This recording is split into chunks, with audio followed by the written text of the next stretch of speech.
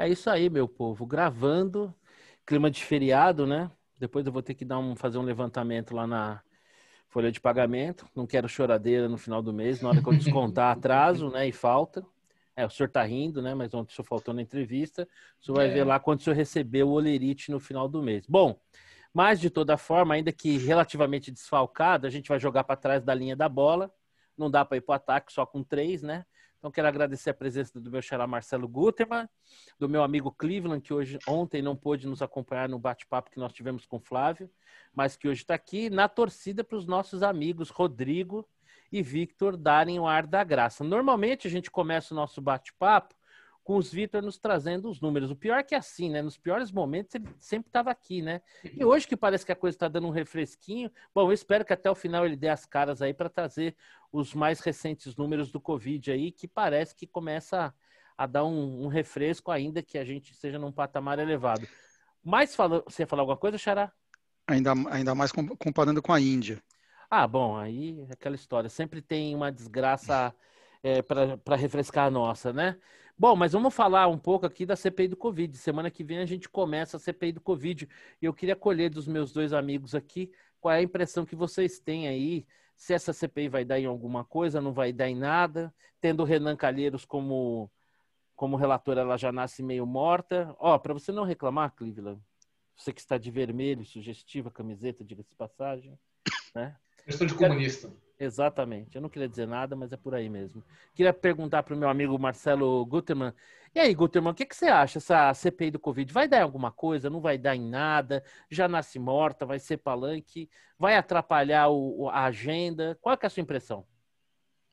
Então, eu vou começar pelo que você falou, o Calheiros, o Renan Calheiros sendo o relator, acho que não é inócuo, não, pelo contrário, o cara está com sangue nos olhos, ele levou uma rasteira na eleição ali atrás, porque perdeu para o Alcolumbre, né, do Onyx, Você acha que e ele não... tá com aquele gosto amargo de sangue na boca? E depois ele sempre foi chegado à oposição, ao PT, então, por mais que ele seja do PMDB, mas ele é mais para aquelas bandas. Então, eu acho que não, é assim, eu sempre ouvi falar que não queira ter o Renan Calheiros como seu inimigo, e ele, como relator, de fato, pode complicar a vida do Bolsonaro. Não que eu acho que vai resultar em algo mais sério, né? Tipo um impeachment, porque esse é o resultado pior possível, né? O pior cenário é você ter um encaminhamento por um impeachment, ser um negócio assim tão irretorquível que dá margem a você abrir um processo de impeachment, ainda que não tenha os outros fatores que a gente já comentou aqui. Mas vai ocupar as manchetes, vai ser, no mínimo, são duas coisas, né? Primeiro, atrasa a agenda legislativa. Segundo, mina ainda mais, se é que é possível, a imagem do governo. Eu acho que são esses os resultados finais dessa CPI. Ô, Cleveland, se eu entendi bem aqui o resumo do meu xará, o que ele está dizendo para nós é o seguinte: a CPI não é um cruzado no queixo, mas são aquelas pancadas ali no fígado que vão minando o adversário para tentar fazer o Bolsonaro chegar o mais fraco possível ali na eleição. O que, aliás, vai em linha com uma série de outras ações que a gente vê claramente que tem aí a finalidade de minar o governo e a sua popularidade, no que, aliás, né, diga-se de passagem, o Bolsonaro ajuda bastante, ele não dificulta a vida da oposição. Queria saber a sua impressão, se essa CPI, se você faz coro aí ao meu xará Marcelo Guterman, que não vai terminar em impeachment, mas vai minar o governo. Eu acho que sim, eu acho que vai. Batidinhas leves, às vezes, servem também para abrir espaço para negociar e cobrar mais caro. Então, eu acho que quanto mais o Renan Calheiros bater, mais ele vai dar de presente para o tal do Centrão negociar mais cargo, negociar a cabeça de ministros e assim por diante. Então, eu também não vejo, principalmente neste ano, qualquer resultado concreto com relação a essa CPI. No máximo, vamos pegar um Pazuello da vida, ou um ou outro aí que passaram por lá também juntos, mas eu não acho que chegue até o presidente, não. Eu acho que eles vão acabar blindando o presidente e o presidente só vai ter que pagar mais caro por isso. Nada mais, não vejo nada assim de tão concreto com essa CPI, não. Bom, é o tempo que vai dizer, né? Semana que vem a CPI começa. Eu concordo com o Xará, eu acho que se de alguma forma, aos olhos da opinião pública, ou de pelo menos parte dela, ter o Renan como relator, um cara que tem tantos processos no STF, poderia descredenciar um pouco, eu acho que na prática ele vai conseguir. Aliás, né? Ele já praticamente antecipou qual que vai ser o teor do relatório. O Brasil é engraçado isso, né? O que deveria ser alguma coisa a ser celebrado no futuro, a gente não tem certeza do passado, mas do futuro a gente quase tem certeza, né? É uma coisa impressionante. Então, assim, eu acho que concordo com meu amigo, com o meu xará. Eu acho que ter o Renan nessa posição, por mais que isso aos olhos da opinião pública talvez até desmereça um pouco a CPI, mas eu acho que em termos na prática tem aquela função de ser mais uma frente através da qual o governo vai ser atacado. Aliás, o governo, que a meu ver, politicamente se comportou muito mal em relação a essa CPI, né? O governo que normalmente tem uma maioria, aparente maioria, nesse caso aí é minoria, acho que dos 11 membros, 6 deles se posicionam como opositores ao governo. Bom, mas vamos aí, quem sabe, mudar um pouco a pauta para aquilo que eu entendo ser notícias positivas. Dessa vez eu vou inverter, vou começar aqui com Cleveland. Nós temos aí na mira aí, né, a privatização da SEDAI, marcada aqui para ser realizada na B3 agora no final do mês de abril. E também ontem foi aprovado no Congresso, em caráter de urgência, a questão da privatizações do Correio. Eu acho que a privatização do Correio deve ser em caráter de urgência para privatizar enquanto talvez valha alguma coisa ainda. Eu queria a sua impressão, Cleveland, sobre esses dois processos aí. O governo, até pouco tempo atrás, via sendo criticado pelos ritmos das privatizações. E nós temos duas privatizações, ainda que a SEDAI seja do Rio de Janeiro, mas tem uma participação relevante do BNDES, né, se eu não estiver enganado.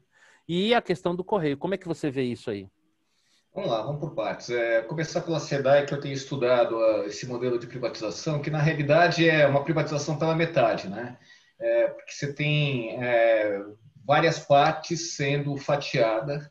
E eu vejo como um problema o modelo de privatização, porque você não vai resolver o principal problema lá do Rio de Janeiro, que é aquela tal de Geosmina, né? Da onde vem a água. E isso está ficando de fora. Então, quem for pegar essa concessão vai ter que negociar com esse fornecedor que continuará sendo estatal. A outra coisa que tem nessa brincadeira aí, que me parece que é bastante relevante no caso da SEDAI, é que é uma empresa que ela tem uma perda de receita de 50%, né? Que quem for pegar essa empresa vai ter uma bela dor de cabeça.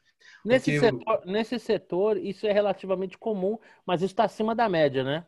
Está bem acima da média, e se você olhar para o caso do Rio de Janeiro, é óbvio, né? A gente está falando em milícias, está falando em tráfico e assim por diante, que mandam nesse negócio, né? Então tem todo quanto é tipo de perda de receita por lá.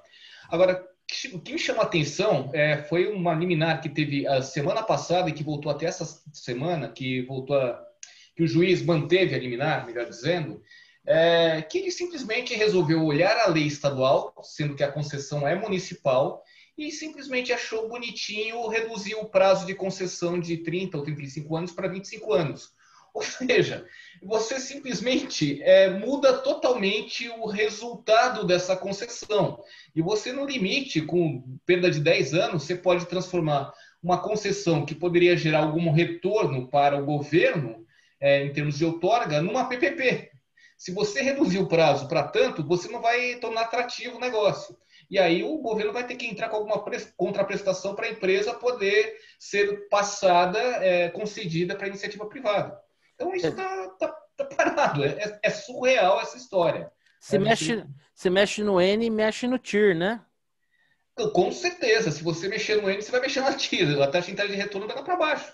E acaba ficando abaixo do custo do capital dessa empresa. É surreal um juiz, sem ouvir o governo do estado, dar uma canetada liminar e manter essa canetada. É surreal, assim, é o Rio de Janeiro o melhor exemplo de por que não vale investir, não vale a pena investir nesse país. Mas e quanto ao Correio, qual é a sua impressão? Vamos lá, o Correios, o que foi aprovado foi simplesmente o regime de urgência, né? Eu continuo com o pé atrás, eu não sei o que pode sair de lá. Primeiro porque estão falando em regulação, passar isso para a Anatel, né? Botar a Anatel como o regulador desse setor. E eu não sei do que a Anatel pode pensar em regular o que dentro desse setor. A segunda coisa é que tem uma parte que continuará em tese com o Estado, ou será concedido, não dá para entender muito bem como é que vai ser essa modelagem, não decidiram ainda, que é propriamente a parte de entregas, transporte de carga, de cargas não, de cartas, de telegramas, encomendas pequenas. Que é E a se a gente parte menos rentável da operação, né? que é a parte Tem um menos caráter rentável. mais social, né? Onde as empresas de capital privado talvez não tivessem ali um interesse econômico em chegar, né? Exatamente. Então você está abrindo o mercado e ao mesmo tempo você está deixando o correio com foco em algo que não necessariamente é rentável. Como é que vão resolver isso? Eu não sei. Não sei se vão fazer uma PPP ou algo do tipo, porque aparentemente essa conta não fecha. E pensando no caso do Brasil, que é muito parecido com os Estados Unidos, Canadá, comparativamente com a Europa, a gente tem um país continental, que você vai ter que levar isso para tudo quanto é lugar do país. Então o custo é muito elevado. Então, como é que vai ser resolvida essa conta dessa empresa, que eu não sei se vai ser concedida no modelo de PPPs ou vai colocar iniciativa privada, mas eu não sei como a iniciativa privada vai querer um negócio desse tipo, não está muito claro. Mas, de toda forma, eu acho que abrir o mercado é importante, fundamental. Eu acho que olhar de uma maneira diferente é fundamental. A gente precisa pensar como é que a gente vai resolver essa outra parte aí. Ô, Xará, eu lembro que você disse que se é estatal tem que dar prejuízo. Não foi estatal, não foi feita para dar lucro. Se dividir, Exatamente. se dividir o correio em duas partes, uma parte boa para o capital privado explorar e tornar melhor, e o governo ficar com aquela parte que não tendo interesse econômico, compete ao Estado fazer esse papel, esse modelo aí não estaria em linha com aquilo que você aponta normalmente como sendo o ideal? E aí queria também a sua impressão em relação à SEDAI, aí, essa privatização meia boca e com essa segurança jurídica que nos é Uhum. tão recorrente. Vamos lá. Só para calibrar bem o que eu defendo. É só uma provocaçãozinha mesmo. Claro. Sem dúvida, não existe motivo para existir essa estatal se for para fazer a mesma coisa que a iniciativa privada faz.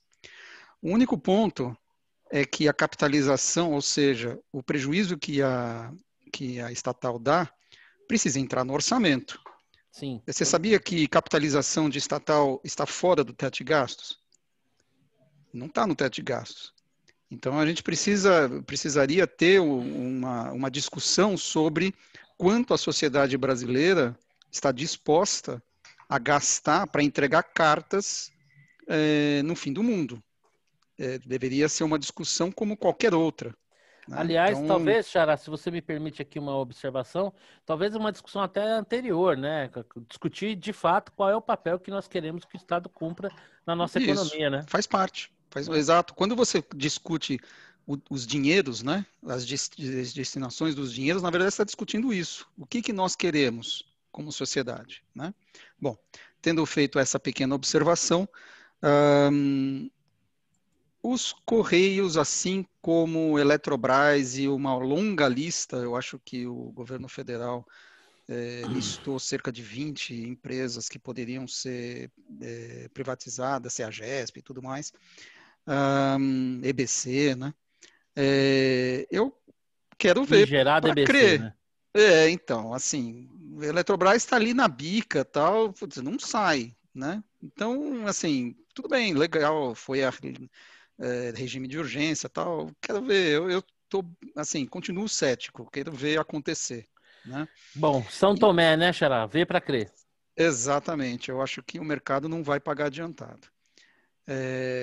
Com relação à SEDAI, mais do que ver a privatização, na verdade, eu vou comemorar daqui a 35 ou 25 anos, agora que o Cleveland falou, né, dos 25 anos, quando acabar a concessão, que a gente viu no caso da linha amarela, por exemplo, Que, aliás, você escreveu que brilhantemente sobre isso, né?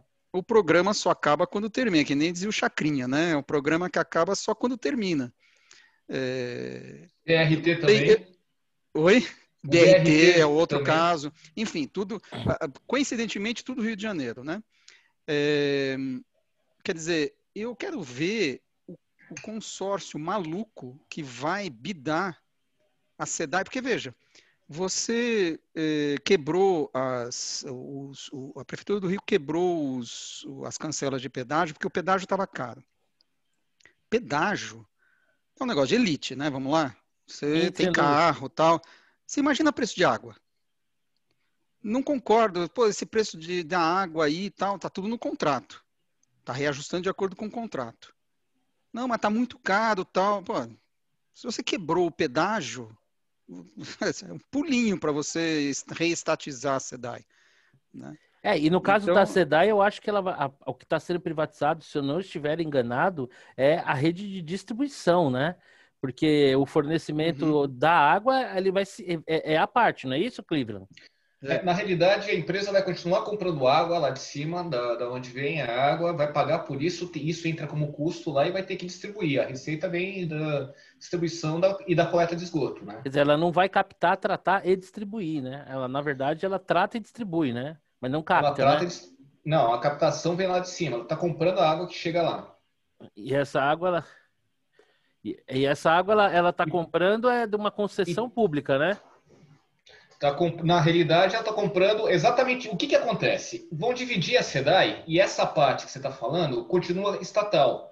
O que vai ser privatizado vão ser regiões dentro do Rio de Janeiro que vão distribuir a água e captar o esgoto. Então, você criou meio que uma concessão mandrake aí para tentar resolver um problema político, tá?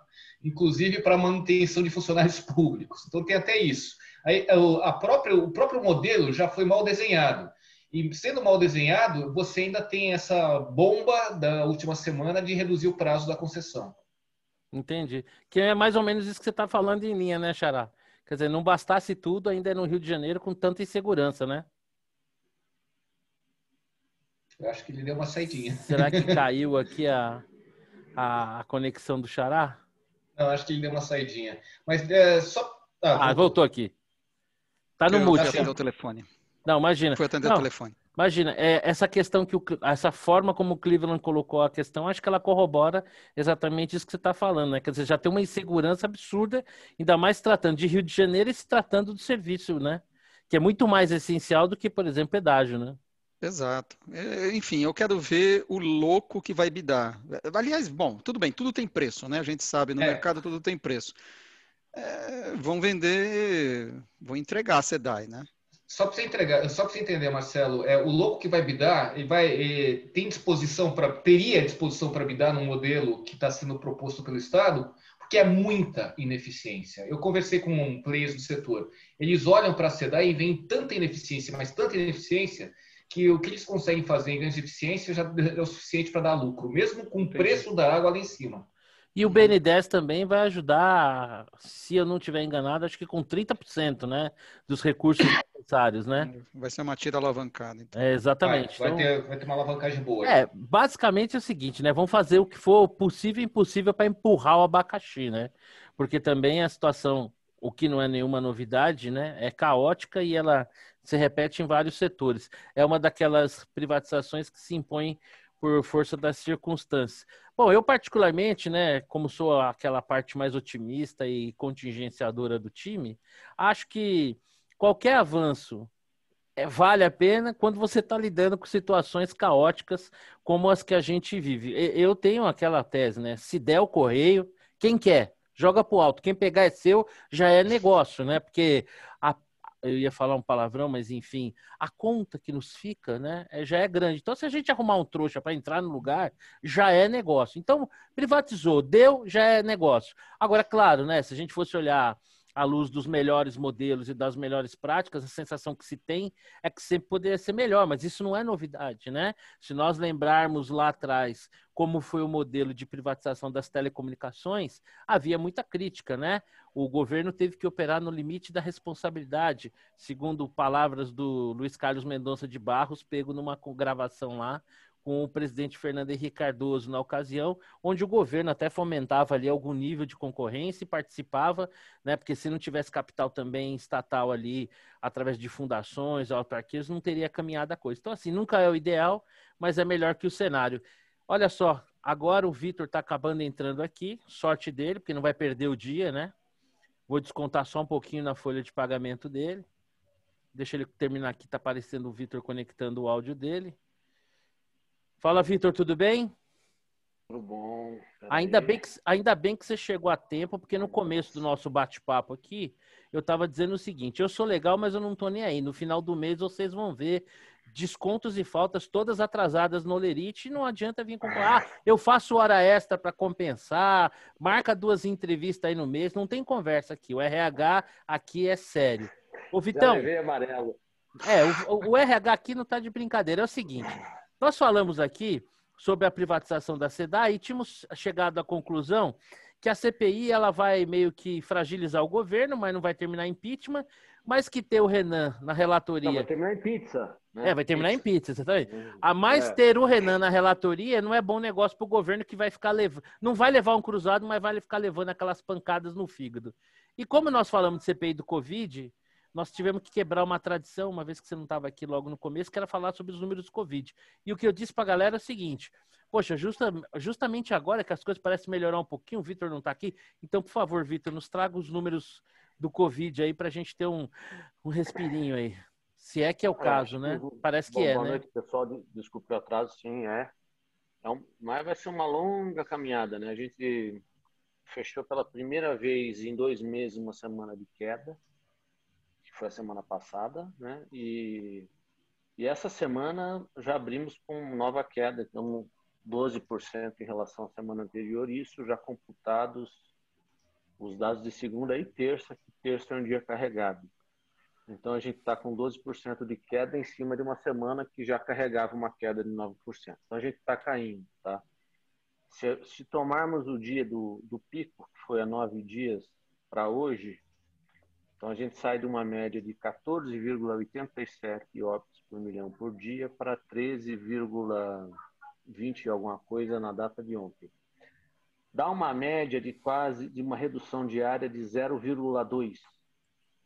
0,2 óbitos por milhão por dia de queda. Se a gente persistir nesse movimento, que não é fácil, porque é uma curva bem inclinada, a gente chegaria ao índice de 10 óbitos por milhão por dia, que seria mais ou menos 2.200 óbitos de média. A gente chegaria nele no dia 7 de maio e chegaria ao número de 5 óbitos por milhão por dia, que é aquele platô que a gente ficou 3 meses, né? Aquele platôzão de 1.000 casos, mais ou menos. Que foi a época do desbunde, né? No dia 3 de junho. Então, assim, se mantivermos essa inclinação, né? Em 40 dias, mais ou menos, não é isso? 45 dias? 43 dias a gente volta para o nível do platô. A gente volta para o bunda lelê, né? Todo mundo na rua, festa. Não é bem isso, né? Porque você lembra que quando a gente chegou nos 1.000, o 1.000 era um número ruim. Não sei se você lembra, né? A gente chegou nos 5, ficou nos 5. Aí quando começou a cair, que virou bunda lelê. Então agora talvez as referências sejam outras, né? Mas o efeito bode na sala. O número de casos também está caindo. Nós estamos com uma média diária de 63 mil. Já não é uma média baixa, tá? É alto, né? A gente começou o ano, no começo de janeiro, com menos de 40 mil. Então, assim, mas está, assim, caindo de maneira consistente. Não é assim, será que está caindo? Não, está caindo. O grande receio eu diria o seguinte, como o efeito da vacinação ainda será sentido de maneira muito lenta, nós temos só 5% da população com as 2 doses tomadas, e como 85% das vacinas aqui são a Coronavac aparentemente só tem efeito pleno de imunização 28 dias após a segunda dose, então esse processo ainda vai demorar. Então, para que a gente tenha, de fato, comece a ver um impacto real da vacinação nos números, eu acho que demora aí uns 2 meses.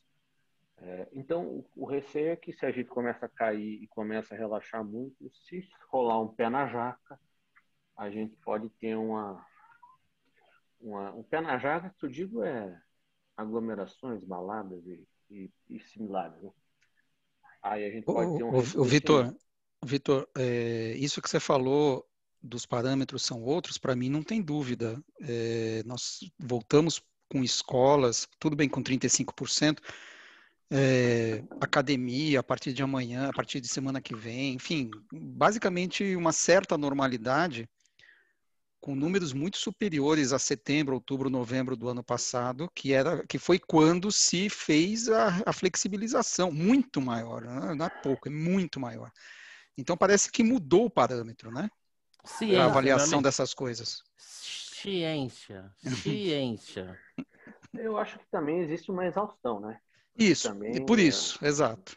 Não tem como você manter tudo fechado, vai quebrar todo mundo, né? Acho que...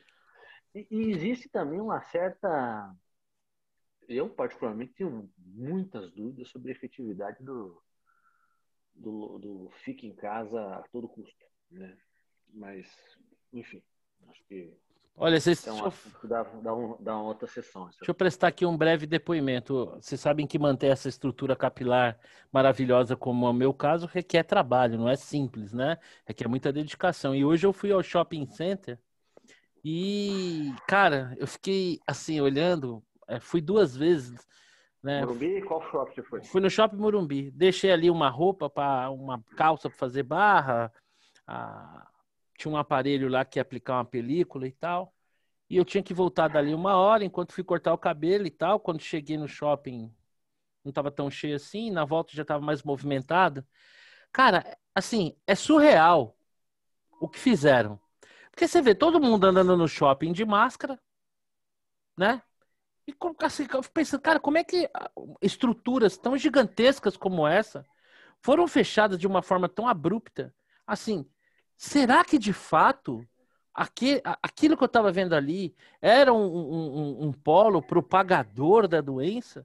Quando a gente vê as pessoas, não, né? quando a gente vê as pessoas no transporte público, tudo, cara. Então, assim, essas medidas em relação ao comércio e que nós vamos falar agora no nosso próximo tema, em relação particularmente às escolas.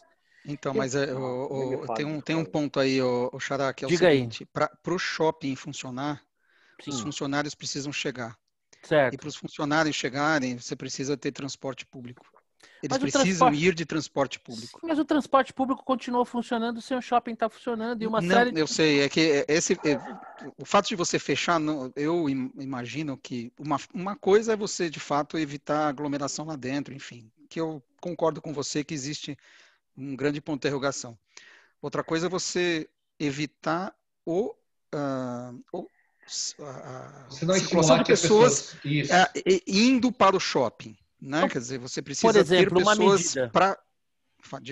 que eu acho aqui em São Paulo, assim, eu não consigo entender como todos os serviços abrem e fecham basicamente na mesma hora. Por exemplo, shopping center poderia abrir a partir da 1 hora da tarde e fechar meia-noite. Todo esse povo que vai trabalhar no shopping desafogaria, por exemplo, o trânsito. Você está diluindo as pessoas ao longo do dia no uso do transporte público. Porque, veja só, o transporte público continuou funcionando, continuou lotado, os shoppings estavam fechados, mas tem uma outra série de iniciativas, até em caráter informal, que continuaram rolando. E digo mais, essa coisa de concentrar o horário, academia 24 horas por dia, deixa esse povo ir malhar 2, 3 horas da manhã. Porque se você encolhe, as pessoas vão se concentrar. Isso não tem lógica. Você incentiva a aglomeração. Olha a medida que o prefeito de BH tomou. Eu não sei se vocês viram. O cara proibiu abrir o supermercado no domingo. Adivinha o que aconteceu no sábado? Fila para entrar na porra do supermercado. Eu não consigo entender, cara, eu juro por Deus. Deve ter um brilhantismo por trás disso, uma coisa tão superior em termos de compreensão, que assim, eu não consigo desconfiar do que se trata. Porque se você... Pô, eu posso ir no domingo, eu posso ir no sábado meia-noite, eu posso ir no... Pô, tô tranquilo. O cara falou, fechou no domingo, meu, fila, o supermercado lotado dentro e fila do lado de fora para entrar no supermercado. Qual é o sentido disso? Sinceramente falando, eu acho que assim, o tempo vai passar e eu espero estar enganado, porque isso é nojento. Mas eu tenho, assim, cada dia mais cresce em mim uma convicção que muitas medidas foram tomadas, movidas por outras intenções que não o bem-estar da população. você prejudicar a economia para que isso interfira em resultado eleitoral, você estender essa pandemia para que se tire, porque os governos, né, estaduais e municipais, que são os gastadores ali da verba pública na ponta, pudessem tirar proveito disso sem os devidos mecanismos numa situação normal de licitação e tudo, porque, cara, são coisas absurdas que não faz sentido. Mas é que isso, na verdade, seria uma boa tese, só que ela está acontecendo em todos os lugares do mundo. Aconteceu, né? Aconteceu, é a mesma coisa. Se você eu diria, só que nem todos os lugares do mundo se rouba como aqui, né? Mas fora que a desaceleração da economia acaba batendo em todos os níveis de governo. Não é só no nível federal. Eu acho que é muito mais medo que os políticos têm de fazer algo diferente e ser acusado de ser um genocida. Eu acho que é muito mais isso do que qualquer outra intenção de prejudicar o concorrente. Eu torço, mas eu torço, mais do que eu torço pro meu São Paulo, que vocês estejam cobertos de razão. Eu torço demais que seja de fato isso que move esses caras, porque a sensação que eu tenho, e isso ainda vai levar tempo para a gente saber, quem sabe a própria CPI em alguma medida sirva para alguma coisa desse sentido. Olha, a sensação que eu tenho é que deitaram e rolaram. Deitaram e rolaram no gasto dessas verbas públicas para a pandemia. Porque você imagina, se os caras montam um esquema com licitação, a Lava Jato fazendo operação para cima e para baixo e os caras continuando a roubar. Imagina agora nesse regime de urgência. Bom, tomara que vocês estejam certos. Amiguinhos, podemos partir para o próximo assunto aqui? Posso só falar uma coisa, Marcelo? Claro, rapidinho, sempre. Uma coisa que me ocorreu, que já me ocorreu faz tempo isso, mas eu não entendi até hoje, não sei se vocês sabem, por que não colocar em prática, por exemplo, um escalonamento de horários de trabalho, para você evitar tanto congestionamento dentro de metrôs, tanta gente junto dentro do metrô? Isso ninguém pensou. Eu já falava sobre isso em conversas com pessoas e tudo, antes mesmo da pandemia. Qual é o sentido, por exemplo, de você ter o comércio, os shopping centers aberto a partir das 10 horas da manhã, sendo que a maioria das pessoas desse horário estão realizando expediente? Faz muito mais sentido você abrir a partir do horário do almoço, porque muita gente vai lá para almoçar, e deixar mais aberto para o final do dia, depois do expediente comercial. Eu nunca entendi, porque em São Paulo os shoppings funcionam praticamente nesse expediente comercial. Concordo plenamente, isso para mim seria uma medida independente até da pandemia. O próprio funcionamento da cidade aqui em São Paulo, talvez em outros lugares não fosse tão necessário, mas aqui, né, que a gente tem que fazer rodízio, que tem esse nível de congestionamento que a gente tem, eu acho que seria perfeito. Você quer falar alguma coisa, né, Vitor? É que eu tô congelado, vou ter que sair e voltar de novo. Ah, tá bom. É que eu vi que você... exatamente, agora que eu percebi que sua imagem está parada, parou exatamente quando você ia falar alguma coisa. Bom, meus amigos, é o seguinte, o próximo tema é algo que, assim, a mim particularmente toca muito, porque, salvo engano meu, por tudo que li até agora, a questão do tratamento das crianças nas escolas, aqui no Brasil, eu acho que foi algo sem precedentes, né? Em nenhum lugar as escolas ficaram fechadas por tanto tempo. Ontem foi votado o projeto-lei 5595, em que a educação foi tida como serviço essencial, né? E por conta disso, também, a meu ver, numa tremenda derrapada, o líder do governo, Ricardo Barros, disse que os professores não queriam trabalhar. Eu tenho a sensação de que ele se referia, na verdade, aos sindicatos, né, que também não fazem parte de uma disputa política. Eu queria a impressão de vocês, como é que a gente conduziu essa questão na pandemia e o que vocês acham dessas voltas às aulas aí e a decretação desse tema como essencial? Vamos começar aqui pelo Cleveland. Ah, não, começa você, Xará. Você ia falar... Não, eu ia perguntar quem é que fala, né? Fala você, Xará. Então tá bom.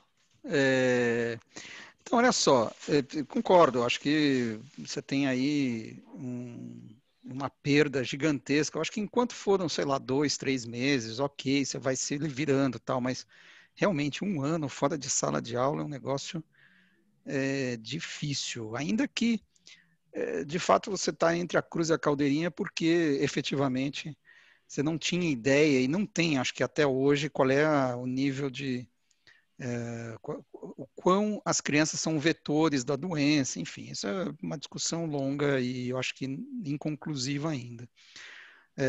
Mas eu concordo que algum jeito tem que se dar, né? Nem que seja rodízio, você enche a sala 50%, sei lá, porque de fato, assim, não tem. Eu dei aula para adulto online, é horroroso.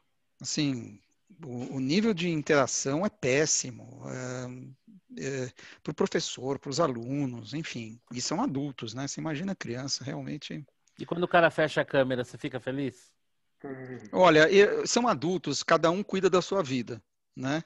Eu não sou babá de ninguém, então o cara não está pagando, eu estou recebendo meu salário, não tem problema. O problema são as crianças, essas não têm autonomia, né? Então, como é que você faz a administração disso? Olha, eu não, acho que ganha um pouco esses professores. Então eu vou prestar um depoimento em homenagem a pessoas como você que são professores. Eu acho um tremendo desrespeito, ainda que o cara esteja pagando e seja adulto, com a figura do professor. Eu sou daquela época que a gente tratava o professor com respeito. Cara, eu vejo hoje os camaradas falando com um professor que às vezes é um senhor de idade, que se preparou e diz, ô, você aí, você é o cacete, meu. É professor, trata de respeitar. Então, Xará, ainda que para você não importe que sejam todos adultos, para mim, que respeito muitos professores, eu acho uma tremenda falta de respeito. Ô, Cleveland, diz aí, a gente tem algum cabimento, algum fundamento nós temos mantido nossas crianças e jovens fora das aulas por tanto tempo, num cenário sem parâmetro no mundo? Sabe, eu costumo dizer que o Brasil é o país do passado, né? A gente toma decisões olhando sempre para o passado. A gente prefere ter déficits da Previdência do que ter dinheiro para investir em educação. A gente deixa de lado toda a condição básica para que a gente crie cidadãos do futuro que tenham autonomia para produzir, para fazer com que esse país cresça. E isso é mais um exemplo só. O que me assusta um pouco quando eu olho esse tipo de situação é que as pessoas acham que isso não pode não ter impacto sobre as crianças. Acham que isso pode ser resolvido, o que na realidade não acontece. Se você comparar principalmente uma situação de uma pessoa que tem um pai atento, uma mãe atenta o tempo todo lá, cuidando do filho, com internet, apoiando, estudando, caramba, quatro, mesmo nesse caso, você tem alguma perda. Você tem a perda de atividades coletivas, você tem um monte de coisas. Agora, imagine uma criança que tem mais 5 irmãos, mora numa favela, que não tem internet, que não tem espaço, não tem alimentação, não tem porra nenhuma, para falar o mínimo. Quanto que você vai aumentar a disparidade entre os mais ricos e os mais pobres? Então, assim, eu fico olhando esse tipo de coisa, me assusta assim profundamente. A gente não cria alternativas, a gente está sempre olhando para o passado, a gente está sempre tentando pensar no passado e não no futuro. A gente deixa tudo isso de lado, é impressionante. Eu tenho até uma certa temerosidade que esse período todo, né, que a meu ver também foi uma decisão tomada aí por interesses políticos, isso possa ter um impacto até na capacidade cognitiva dessas crianças que estão no Sim. processo de formação. E aí, Vitor, você tem uma turminha boa em casa aí, né? Deve ter sido, tá sendo uma experiência e tanto, hein? Oh, eu vou falar, eu acho que esse foi o erro mais vergonhoso durante essa pandemia. Eu acho que foi pior do que o polêmicos confinamento, lockdown. Não é exatamente o lockdown que a gente viveu, né? Mas acho mais grave ainda, porque tratar as escolas, principalmente no nível do ensino fundamental, com esse desleixo, isso mostra bem o que nós somos enquanto sociedade. Que é um ano com aula capenga, né? Aula online para quanto menor, pior. Né? Obviamente que quando você já está na faculdade, enfim, no último ano do ensino médio, isso fica um pouco menos ruim. Mas quanto mais novo você é, e mais você precisa dessa interação, né? Acho que todos precisam, mas no período formativo e tal. Eu acho que foi vergonhoso, mas não me surpreende. Né? Porque a educação no Brasil é sempre tratada com esse tipo de relevância. Está em a 20ª prioridade. Né? E eu acho que os efeitos serão sentidos, certamente. Porque foi um ano perdido.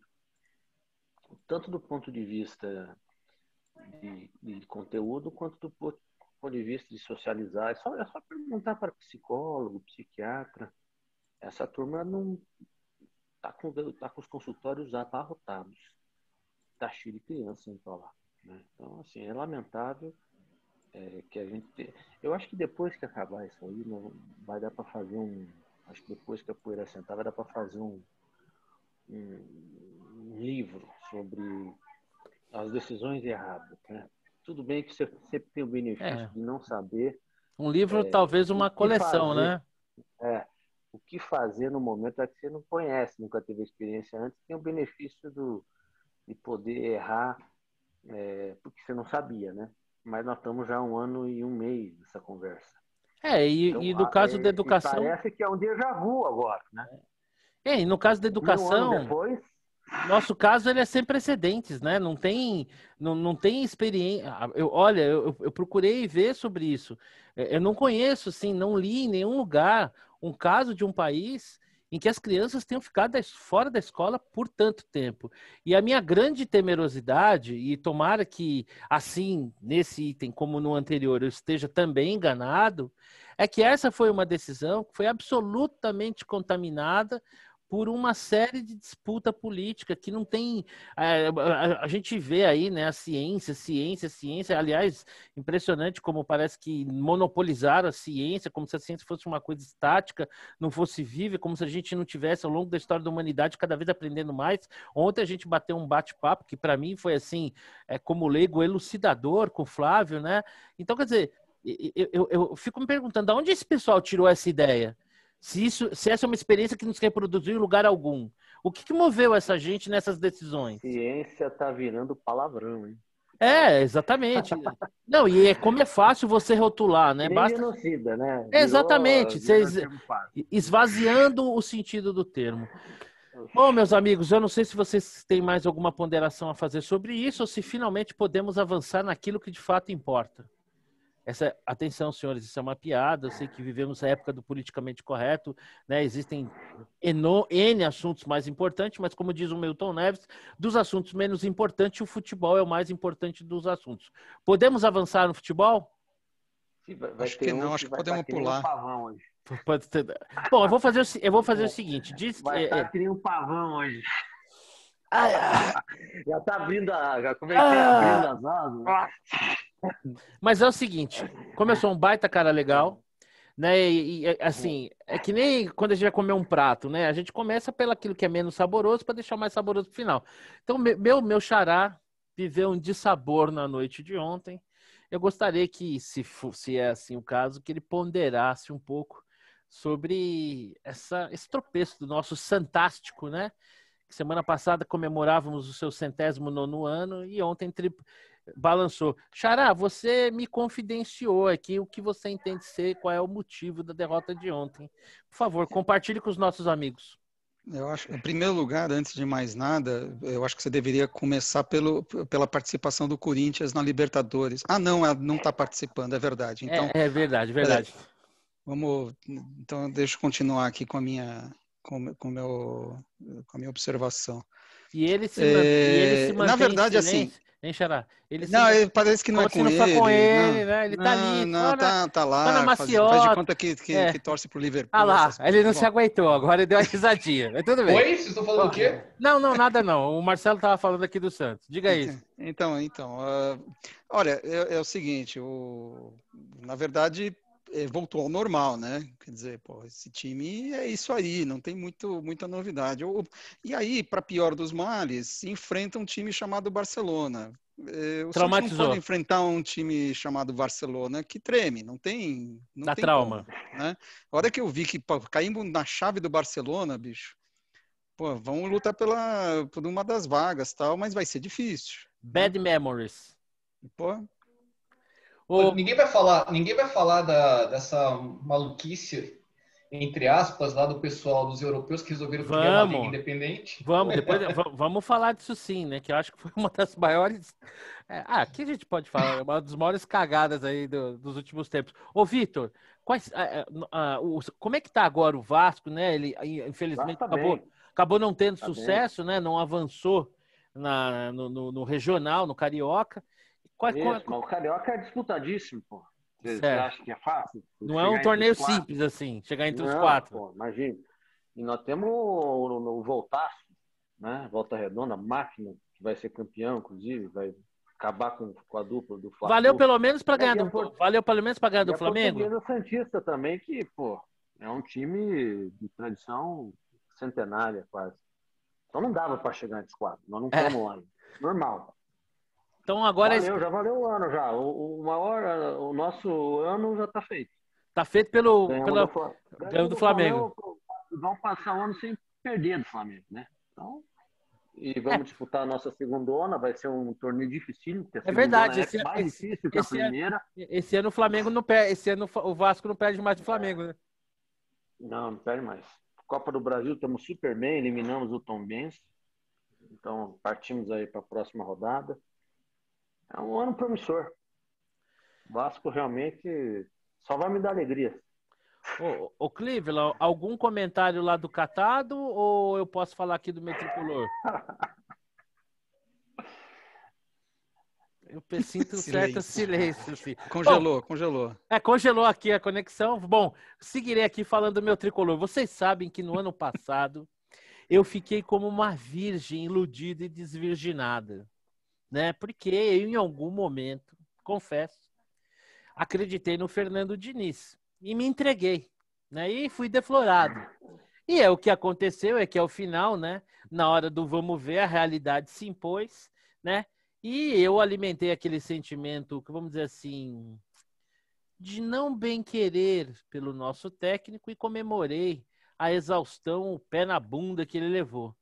Contratar o Crespo, que àquela altura para mim era uma incógnita, e como eu já não sou mais virgem, me entrego novamente aos seus braços. Pô, eu acho que o Crespo está fazendo um bom trabalho no tricolor. Daí a gente, entre segunda-feira passada e ontem, tivemos 5 vitórias, jogando praticamente dia sim ou não, rodando o elenco. Eu acho que esse ano pode ser um ano promissor para o São Paulo. Como bom São Paulino, eu sempre digo que o São Paulo... Não? Então, como bom São Paulino, eu sempre digo o seguinte, o São Paulo, qualquer que seja o torneio que dispute, pela sua história gloriosa, é um dos favoritos. Esse ano não vai ser diferente. Com a diferença, eu acho, que o time está começando a encaixar. Queira ou não queira, clássico é clássico, não importa. Se estava com o time A, B, C, ganhamos da porcada de novo lá no Chiqueirão. Tivemos uma vitória ontem maiúscula, jogando fora de casa, ainda que o Sport Cristal do Peru não seja lá uma grande coisa, mas vale 3 pontos do mesmo. Se tivesse ganhado do Boca, do River ou do Sport Cristal, era 3 pontos. Então tá valendo. E eu tô aqui começando o ano com alguma esperança no meu tricolor. Fizemos boas contratações. O Benítez, eu tenho né? A impressão, Benítez é bom, não é um jogador para ficar no Vasco, mas jogando ontem ele fez assim um jogo muito bom. O gol que ele fez, assim, foi um gol consciente, né? Não é que ele deu um chutão em direção do gol. E sem contar aquele corte de cabelo dele que é lindo. Bom, mas deixa eu deixar esse meu lado Bambi para lá. Mas é isso, eu como São Paulino começo o ano, se é que a gente pode dizer começa no final de abril, mas parece que a coisa está caminhando bem. Mas eu tenho a impressão que eu já ouvi esse discurso, não faz muito tempo. Mas verdade, eu tô com uma sensação, eu tô com um déjà vu. Mas como eu falei, no ano passado eu era uma virgem que resistiu a se entregar e foi deflorada. Agora eu já não sou mais, né? Então agora é mais fácil para mim me entregar, sem contar que o Crespo é um gato. Bom, mas deixa isso pra lá, que isso é um comentário Bambi que a gente só faz entre grupos de São Paulinos. Não podemos fazer esse tipo de comentário em público. Bom, conforme o Cleveland falou, eu vou começar pelo Xará agora. Xará, que ideia de jirico foi essa desses caras querer criar essa liga lá na Europa, que já nasceu morta, levando porrada de todos os lados, que parece que já deu água, né? Parece que sim. Então, são pessoas inteligentes, né? Que estão à frente desses clubes. Na verdade, quando a gente fala de futebol europeu, é um negócio bem sucedido, um business bem sucedido, né? Ninguém tem dúvida com relação a isso. E são pessoas preparadas que estão à frente desses clubes, enfim. Se eles tiverem essa ideia, e não foi 1 ou 2, foram 12 clubes, né? Que não 12 clubes ideia. Quaisquer, né? Pois é, todos eles muito... Quer dizer, alguma coisa, algum mérito deveria ter. Talvez tenha sido muito mal executado do ponto de vista de relações públicas, né? Os caras putz, não anteciparam a reação, principalmente dos torcedores. Foi horrível, né? Agora, putz, eu fico imaginando, quer dizer, são pessoas muito bem preparadas, executivos tarimbados, colocaram na rua uma ideia natimorta desse jeito, difícil de entender, né? Deve ter alguma coisa diferente aí que a gente não está sabendo, sei lá, porque eu me recuso a acreditar que os caras tenham pisado na bola dessa maneira, né? E aí, Cleveland, o que você achou dessa ideia? Eu achei fantástica, maravilhosa, assim. Só esqueceram de combinar com os torcedores, né? Que acabam sendo o maior patrimônio do clube, né? Eu não sei, a impressão que eu tenho, na realidade, é que eles olharam muito para a possibilidade de receber um dinheiro, não sei de que emissora, ou de um banco, né? Não foi do... No Santander, eu acho que foi Santander, se não me foi o engano, eu JP vi isso. Morgan, alguma coisa assim. Não, JP Morgan, exatamente. Uhum. E prometeu uma fortuna para os caras, e os caras olharam essa fortuna, só esqueceram que tem o outro lado, né? Os clubes continuarem valendo o que valem, depende muito do que o torcedor acha do clube.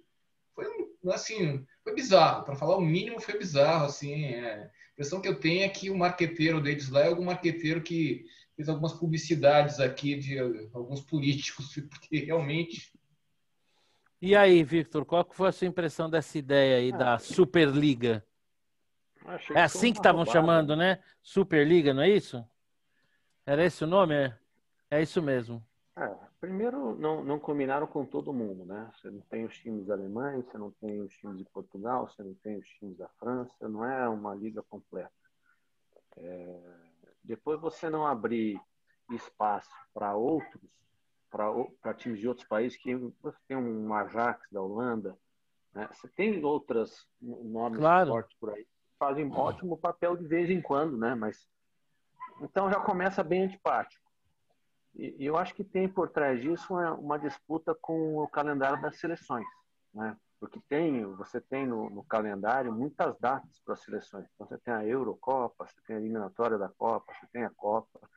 Mas sim, o povo gosta disso. Então, se você for ampliar o calendário para restringir o calendário de seleção, não sei se a conta fecha do ponto de vista de popularidade, sabe? Então, para mim, foi uma cartada infeliz. Muita gente querendo fazer uma comparação com a Copa União, né? Que foi uma tentativa também meio atabalhoada de fazer alguma coisa parecida.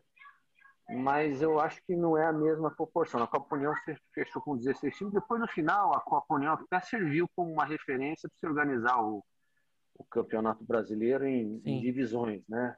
Acabou não prevalecendo, mas numa regra de 3, numa regra de 3, a Copa União talvez foi mais inclusiva, né? Ela abocanhou uma maior parte da torcida, né? Que era o Clube dos 13, né? Mas na época, se não me engano, a CBF disse que não ia organizar o Campeonato Brasileiro porque estava sem recursos. Meio que blefou tal, aí o Clube dos 13 meio que foi lá e adiantou e fez, né? Então não tinha essa... Depois teve a Série Amarela, né? Isso. Isso. A eterna briga lá, a eterna briga pelo troféu das bolinhas. Isso. Deve ter tido outras tretas que a gente não lembra, né? Mas no final das contas, aquele campeonato acabou sendo meio que o embrião do Campeonato Brasileiro no modelo que ele é hoje. Agora, essa de fazer com 12 times, não ter rebaixamento, isso aí, sinceramente, eu acho uma roubada. E quer comparar com a NBA, né? Mas é outro esporte. Não dá para ser, porque a NBA são sempre os mesmos times, mas é outro esporte, é outro tipo de cultura. Acho que não dá para querer fazer essas coisas. Acho que isso aí foi um tiro na água. E a NBA também tem a questão das conferências, né? Então, quer dizer, é a mesma coisa que fosse fazer agora que a NBA tivesse a ideia de fazer um campeonato por pontos corridos, né? E aí matar todos os playoffs, né? Seria uma ideia tão tiro e contra. Eu não sei, eu tenho a sensação que, assim, no meu mercado de atuação, hoje em dia, tem a tal das luvas, né? Então, o cara balança ali um punhado de dinheiro, que nada mais é do que uma antecipação de uma grana que vai entrar num determinado tempo, e o camarada fica cego, né? E ele não se dá conta de que, assim, se alguém está te contratando, está te adiantando essa luva aqui, é porque ele acha que você, na curva do tempo, vai produzir para ele muito mais do que aquela luva. Então faz muito mais sentido talvez você abrir mão daquela luva e pedir uma participação maior naquilo que você vier a produzir. Que é o caso, por exemplo, que eu tenho tentado oferecer para os meus parceiros. Mostrar para ele o seguinte, olha, se eu te der uma luva aqui agora, na curva do tempo eu vou te devolver muito menos sobre o que você produz, de tal forma que talvez seja até lucrativo para mim essa luva, mas para você essa conta não fecha. Funciona mais ou menos como aquele pedaço de carne que você joga pro cachorro lá, que está protegendo a casa, e enquanto ela come aquela carne, você vai roubando tudo que tiver lá dentro, né? Sofá, geladeira, computador. A sensação que eu tenho é que esse grande patrocinador assim, mostrou uma montanha de dinheiro que cegou esses caras a tal ponto deles deixarem de levar em consideração qual que seria a viabilidade mercadológica disso, né? Porque assim, se eles tivessem combinado, putz, vamos fazer uma cagada que é para deixar todo mundo revoltado, eles não tinham conseguido fazer isso. Se eles tivessem combinado com esse objetivo, eles não teriam conseguido gerar a reação negativa que geraram. Especialmente os torcedores ingleses ficaram absolutamente revoltados, envergonhados. Então foi assim, um tiro na água. Eu fico imaginando essas grandes marcas, né, que têm contrato vigente com esses clubes, como é que lidaram com isso, né? Porque tem aí um custo de imagem, né? Realmente é surpreendente, né? Porque como o Xará falou, né? Esses caras aí tem aí a Champions League, é um super produto, esporte. Você quer me ver triste, cara? Você ir num shopping, num lugar, você vê o molequinho lá com a camisa do, sei lá, do Barcelona, do Real Madrid, do Barcelona, cara. Você vê as nossas crianças aí, ao invés de estarem com a camisa dos nossos clubes, né? Então, assim, foi uma barbeiragem surpreendente. Você acha que você ia falar alguma coisa, Vitor? Que eu sou comprador dessas camisas aqui em casa. Ai, tá vendo Tem só? vários tipos. Ai, é uma tristeza isso, cara. É uma Eu nem tristeza. acho. Eu acho que cada um são bonitos, pô. Gosto também, eu compro também. Eu acho que a gente tem que torcer pro nosso time, cara. Que nem esses meninos eu vão torço, crescer. Pô, meu tem um tio. Não, mas esses moleques têm que sofrer que nem a gente, pô. Esse sofrimento nos forja. Esses caras, né? Essa geração aí, não sei não. Assim, eu não acredito em torcedor de sofá. Eu também não acredito. Concordo com você. Torcedor, pra mim, tem que ter radinho de pilha. Torcedor de sofá não. Esse cara vai abandonar o futebol. Exatamente. Tem que ir lá no estádio. Assim, porque não tem um programa de índio maior. Aí pode falar programa de índio? Que se dane. Bom, enfim. Não tem um programa de índio maior que você ir no estádio. Só que, bicho, na hora que você senta e que você vê o gramado, não inventaram essa televisão ainda. Não inventaram, bicho. Não dá. Ir pro estádio é uma baita de uma experiência. Lógico, você tem que ser um torcedor profissional, saber onde que você deixa o carro, por que rua que você pode passar, que você não pode, já tem que conhecer todo mundo. Não é uma experiência qualquer. Ainda mais no Morumbi, né? Não, no Morumbi. Tem o sanduíche de pernil depois na saída. Sim, o comeu morreu, pô. É lógico, aquele peruzinho ali com aquela camadinha de mofo. Jesus me chama. Com aquela camadinha de mofo esverdeado, isso faz parte da liturgia do negócio. Bom, meus amigos, estamos pena que nós somos há 13 meses sem isso, né? Nossa senhora, não vejo a hora de voltar, cara. Não vejo a hora. Acho que isso ainda vai longe, tá?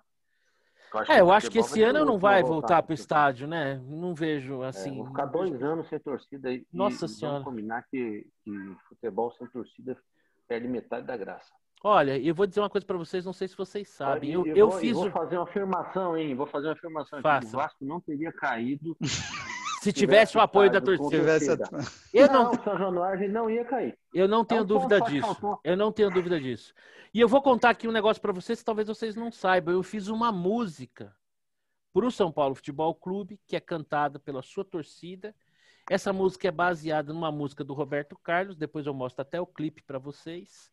Vou compartilhar no YouTube para vocês saberem o que eu estou falando, que foi uma música baseada na música do Roberto Carlos, que assim, vem, eu conto o dia, conto as horas para te ver, eu não consigo te esquecer, cada minuto é muito tempo sem você, vem tricolor ser campeão, fazer feliz meu coração, vem tricolor, vamos vencer, meu tricolor, eu amo você. Que eu conto o dia.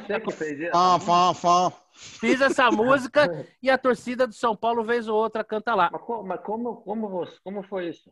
Essa história foi o seguinte: o Esporte Espetacular tinha feito lá um um concurso, alguma coisa que os torcedores fizessem músicas para os seus clubes, né? E um dia eu estava descendo ali a ladeira ali do Palácio do Governo, né? E foi, acho que, o primeiro jogo da temporada. Eu estava sentindo uma puta saudade de ir no campo, né? E eu tinha ouvido essa música do Roberto Carlos na noite anterior, um dia anterior e tal. E fiz essa associação, né? Que eu tava sentindo saudade do São Paulo. Aí eu reuni um bando de malucos, eu tenho essa capacidade, né? Vocês são a prova disso, né? Reuni um bando de malucos e fomos gravar um clipe lá no Morumbi. Depois eu vou passar o link para você. Fomos lá uns 40 São Paulino, homem, mulher, criança, gravamos aquilo lá, editamos, mandamos, não deu em porcaria nenhuma. Mas alguém da torcida viu e gostou. Aí eu fui lá no Ventre da Besta, na sede da torcida organizada de São Paulo, mostrei para os caras acharam legal. E aí adotaram, em vez ou outra, a torcida tricolor canta essa música. Eu vou mandar para vocês depois os 2 links no YouTube da gravação que a gente fez lá no São Paulo, né, dentro do estádio e tudo, e da torcida cantando essa música aí, que muito me orgulha. Então essa é mais uma das minhas histórias com o tricolor. Bom, meus amigos, vamos para as nossas considerações finais. Vou começar aqui pelo meu amigo Cleveland, mais red do que nunca. Por favor, Cleveland, suas considerações finais. Vamos lá. Bola fora. Eu podia dar para o juiz lá do Rio de Janeiro, mas eu vou dar para o Congresso, que nessa semana fez mais manobras de tudo quanto é tipo fiscais para aprovar esse novo orçamento, negociar com o Bolsonaro e, em paralelo, ao mesmo tempo, aprovou um projeto, quer dizer, derrubou um veto de um projeto de lei que permite dar aumento para funcionalismo público da Receita Federal de nível médio, que, pelo que entendi, nem passou em concurso público. Então, você vai ter uma duplicação de salários, isso aí vai dar um gasto anual de 3 bi. Eu fiquei muito feliz de ouvir vocês conversarem no início do nosso bate-papo aqui sobre o fato de que a gente precisa decidir com o que a gente quer gastar. E eu acho que é bem por aí. A gente, cada vez mais, a gente deixa de lado regras básicas do orçamento, a gente deixa de lado análise de custo-benefício do gasto público. E eu olho o Congresso e eu não vejo nenhuma expectativa de melhora nesse ambiente. Bola dentro, difícil, né? Não sei. Bola dentro, por que eu posso dar bola dentro? Vou dar bola dentro pro meu time que goleou o Ituano por 2-0, se eu não me engano. Eu nunca dou bola dentro pro meu time, vou dar pro meu time. Bom, aguente essa. Alguma dica, alguma coisa? Posso passar a bola? E depois disso, depois disso, acho que já estava bom. Posso passar a bola, né? Pode passar a bola. Você ia falar alguma coisa, pode falar. Eu só ia falar que tem um jogo. Eu tenho um jogo hoje aqui que eu estou tentando lembrar quem que vai jogar. Eu ia falar para assistir esse jogo, porque é uma felicidade quando a gente vê o Palmeiras perder, né? Bom, pelo menos isso, né? Xará, é com você. Deixa eu ver compartilhar aqui a tela. Peraí, eu acho que já está tudo liberado. Deixa eu ver, acho que não, perdão. Pode ir lá, Xará.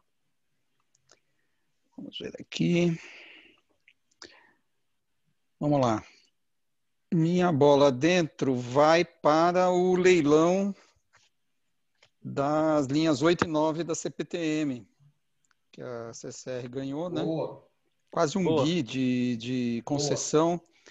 Aqui em São Paulo funciona esses negócios, né? Todos os estradas, tal, tudo privatizado está funcionando. Concedido, né, no caso. E eu peguei esse trem na linha 9 bastante tempo, quando eu morava na Lapa, ia até a Vila Olímpia, né, onde fica o escritório.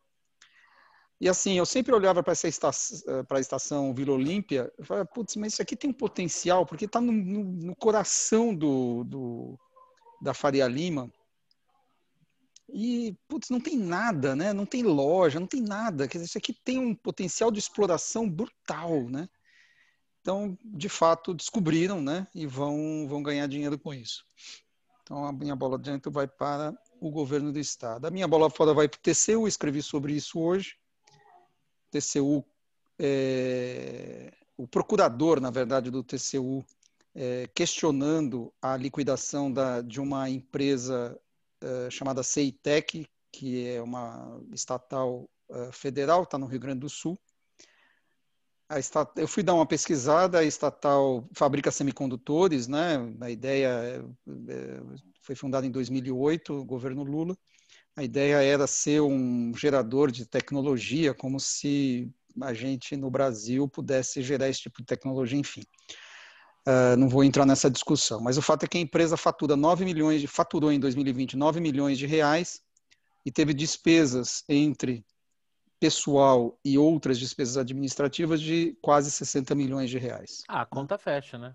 Total. Então, essa diferença de 50 milhões, adivinha quem paga? Bom, isso só em 2020, que foi um ano bom, né? Foi um ano bom da empresa. Foi o procurador do TCU, né? Foi o procurador do TCU, exatamente.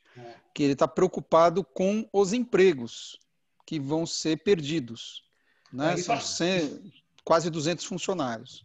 A minha impressão é que isso não vai para frente não, viu, Marcelo? Isso para no Não, plenário. eu tenho certeza que não, mas é aquela coisa do... É a mentalidade. Não, eu acho que vai ser liquidado, não tem... Mas é aquela mentalidade, né, que a gente conhece bem sobre a justiça, né, na cabeça do brasileiro médio.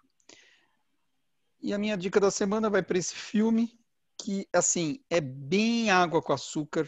É uma historinha assim muito simples, uma senhora que que abre uma livraria numa cidade do interior, é perseguida e tal.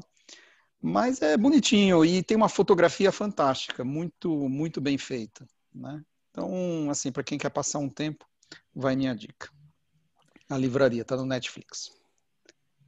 É isso. E aí, Xará, conte para mim aí, Victor, perdão, quais são as suas considerações finais? Vou fazer uma consideração que você devia ter feito como São Paulino. Estou vendo que você não é um São Paulino 100%. Diga aí qual é. Hoje, faz 15 anos que faleceu o mestre Tele Santana. É verdade, muito bem maior lembrado. treinador do São Paulo. E ele se diz São Paulino, hein? do Brasil. Eu particularmente diria do Brasil, porque ele conseguiu um feito que nenhum outro técnico conseguiu. Ser técnico da seleção brasileira por 2 Copas seguidas sem ter ganho a primeira. Mas o Tite o Tite vai, bom, tem que ver se ele vai chegar, né? Calma. Mas eu acho que chega, porque na eliminatória joga com o morto, amistoso a gente joga com o morto, então ele vai chegar. Nós vamos passar vergonha na Copa. Tomara. Aliás, isso aí, eu acho que nós precisamos botar aí como um tema para a próxima conversa a nossa escassez no futebol. Por que nós estamos com tanta escassez no futebol brasileiro?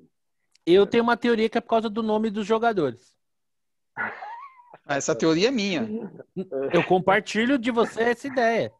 Você lançou essa ideia e eu concordo plenamente. O nome dos jogadores. Thiago Heleno. Pô, isso é nome de personagem de novela mexicana, não de jogador de futebol. Cantor sertanejo. Tem um jogador do Santos, como é que é? Maltos alguma coisa. Não, sério. Não dá, né? Eu tenho uma outra teoria. Não dá.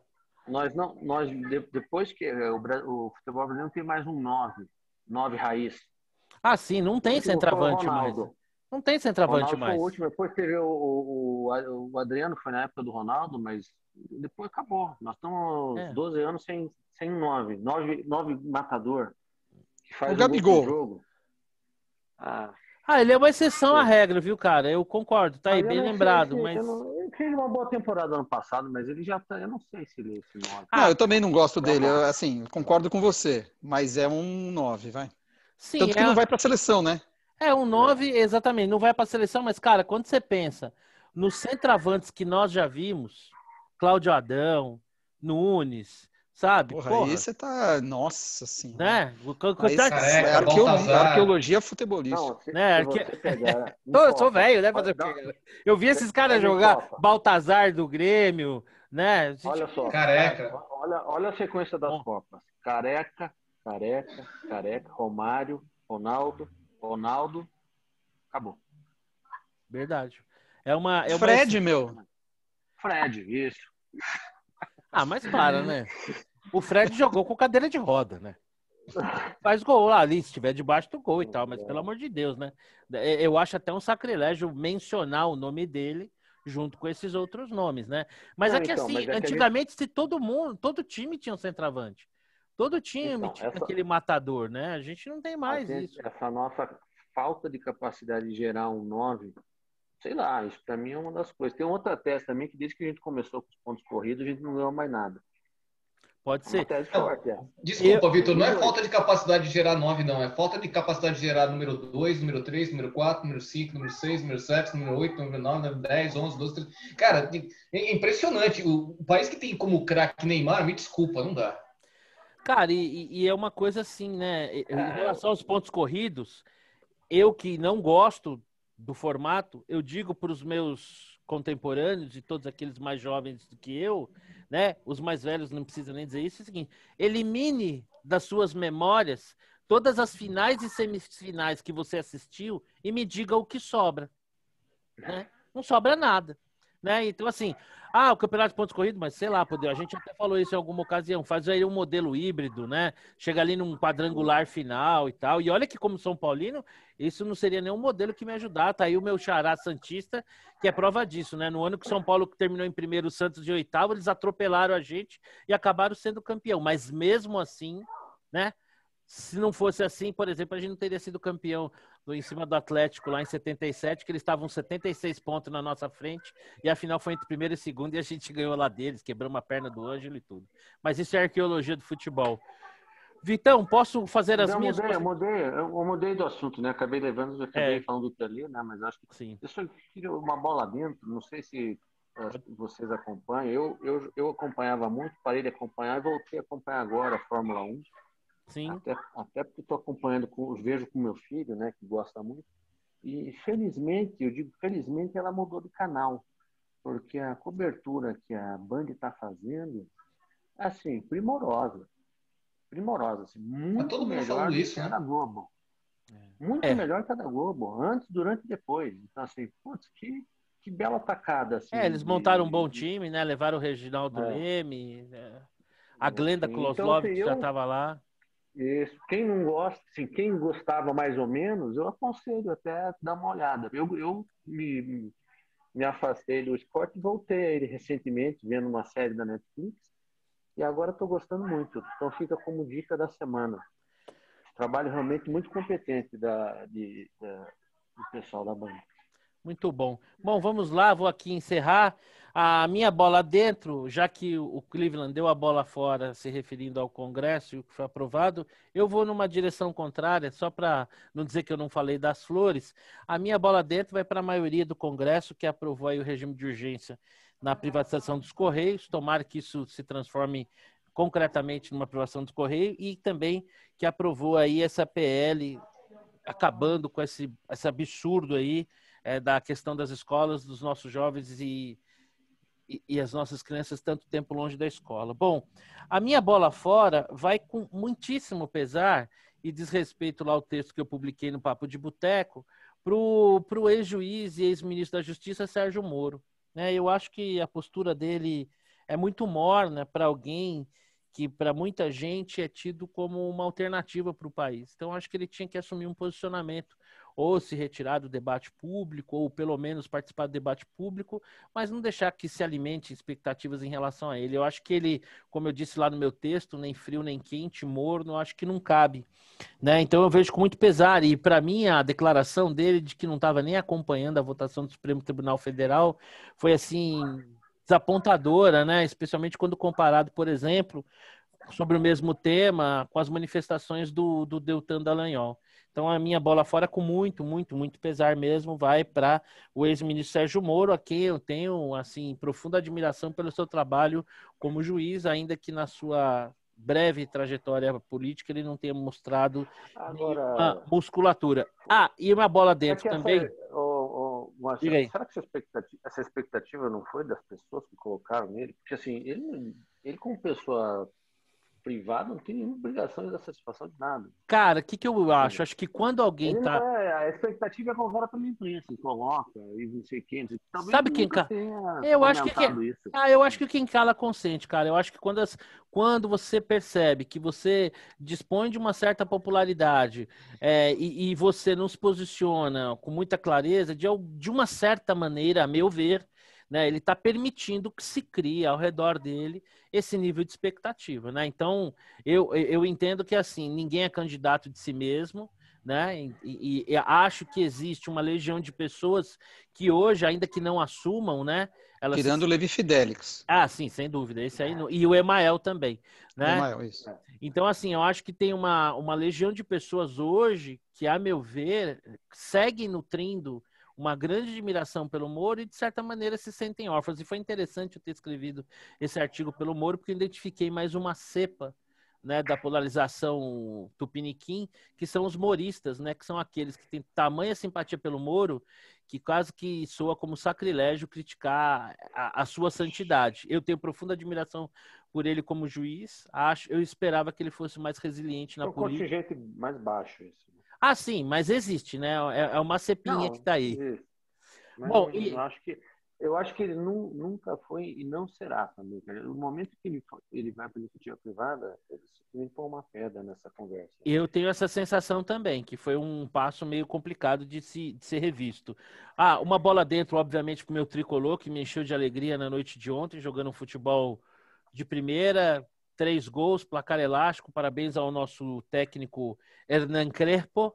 E a dica que eu vou deixar para vocês é um seriado pesado, mas que é muito bom, na plataforma Amazon, e chama-se Them, T-H-E-M, Eles, que conta a história de uma família de negros que migra do sul dos Estados Unidos, fugindo daquele clima de preconceito, para a Califórnia, imaginando um melhor ambiente, e não é bem isso que acontece.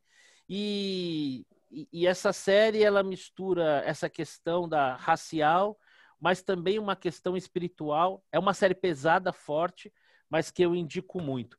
Meus amigos, poxa vida, mais um... temporada? Tá na primeira temporada. Mas, tipo assim, começa a assistir no domingo de manhã, porque vai ser difícil no maratonar, porque a série é muito boa. Atuações, assim, muito intensas, que valem muito a pena. Quantos episódios? Acho que são uns 8 ou 9, 10, por aí. Mas vale muito a pena, eu gostei bastante. Meus amigos, mais uma vez, muitíssimo obrigado. Encerramos aqui o nosso 47º encontro, contagem regressiva para o nosso aniversário de 1 ano, que está chegando a hora, e também para a nossa 50ª. Podemos fazer aí o caso aí de fazer um bolo virtual. Daqui a 2 meses. Daqui a 2 meses pode ser que já dê para ter um bolo. Na verdade, daqui é exatamente 1 mês. Nosso primeiro encontro foi no dia 21 de maio de 2020. Exatamente daqui a 1 mês. Provavelmente não. É que teve algumas semanas que não rolou, né? Tinha umas férias, né? É isso. Eu acho que foi isso ali no final do ano não teve. No final do ano, alguma coisa assim. Mas nós vamos completar 1 ano desses nossos encontros. Acho que 1 mês não dá para ter um bolo físico ainda. Né?